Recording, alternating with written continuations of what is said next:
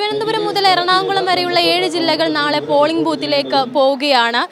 1.32 കോടി ജനങ്ങളാണ് നാളെ ജനവിധി എഴുതുന്നത്. അതിന് മുന്നോടിയായി ഇന്ന് പോളിംഗ് സാമഗ്രികളുടെ വിതരണം നടക്കുകയാണ്. തിരുവനന്തപുരം ജില്ലയിൽ 16 ഇടങ്ങളിലാണ് പോളിംഗ് സാമഗ്രികളുടെ വിതരണം നടക്കുന്നത്. അത് തിരുവനന്തപുരം കോർപ്പറേഷനിലെ കീഴിലുള്ള പോളിംഗ് ബൂത്തുകളിലേക്കുള്ള പോളിംഗ് സാമഗ്രികളുടെ വിതരണം മാർ ഇവാനിയസ് കോളേജിലാണ് നടക്കുന്നത്. ഇതിപ്പോൾ 9 മണിക്ക് മുൻപേ തന്നെ ഉദ്യോഗസ്ഥരെത്തി പോളിംഗ് സാമഗ്രികൾ കളക്ട് ചെയ്യാൻ തുടങ്ങിയിട്ടുണ്ട്. തുടർന്ന് 12 മണിയോടുകൂടി പ്രത്യേകം സജ്ജമാക്കിയിട്ടുള്ള വാഹനത്തിൽ ഇവിടെ നിന്നും പോളിംഗ് സാമഗ്രികൾ കൊണ്ടുപോകും. പോളിംഗ് സ്റ്റേഷനുകളായി പ്രവർത്തിക്കുന്ന വിദ്യാഭ്യാസ സ്ഥാപനങ്ങൾക്ക് ഇന്ന് അവധി പ്രഖ്യാപിച്ചിട്ടുണ്ട്. പക്ഷെ മുൻകൂട്ടി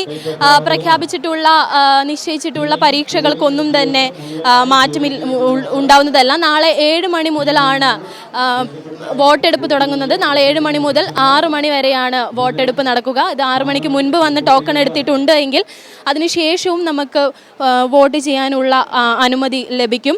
ഈ 12 മണിക്ക് പ്രത്യേകം സജ്ജമാക്കിയിട്ടുള്ള വാഹനത്തിൽ പോളിംഗ് സ്റ്റേഷനുകളിൽ ഈ സാമഗ്രികൾ എത്തിക്കും. ത്രിതല പഞ്ചായത്തുകളിലേക്കുള്ള വിതരണ കേന്ദ്രങ്ങൾ ബ്ലോക്ക് പഞ്ചായത്ത് തലത്തിലും നഗരസഭകൾക്ക് ഉള്ളത് അതാത് സ്ഥാപന തലത്തിലും സജ്ജമാക്കിയിട്ടാണ് ഉള്ളത്. സംസ്ഥാനത്ത് പോളിംഗിനായി 1.8 ലക്ഷം ഉദ്യോഗസ്ഥരെയാണ് ചുമതലപ്പെടുത്തിയിട്ടുള്ളത്. 70,000 പോലീസ് ഉദ്യോഗസ്ഥരെയും നിയമിച്ചിട്ടുണ്ട്.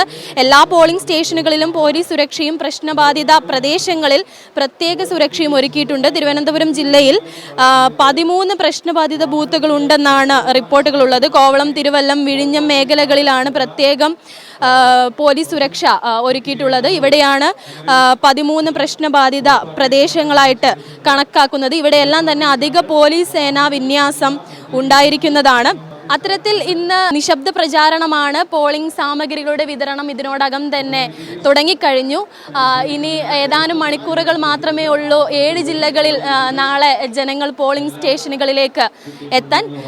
അതിനേക്ക് വേണ്ടിയുള്ള കാത്തിരിപ്പിലാണ്. ഇനി നാളെ 7 മണി മുതൽ നാളെ രാവിലെ 6 മണിക്ക് മോക്ക് പോൾ തുടങ്ങും.